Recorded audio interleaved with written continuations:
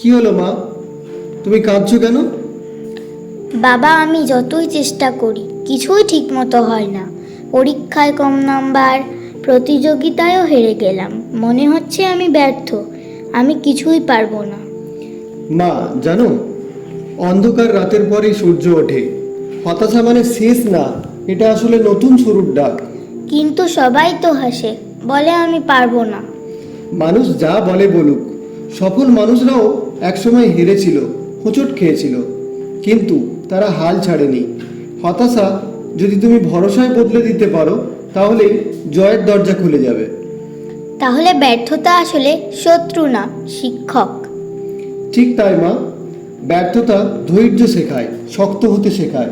যে মানুষ ব্যর্থতাকে ভয় পায় না, তাকেই একদিন জয় তাড়া করে আসে।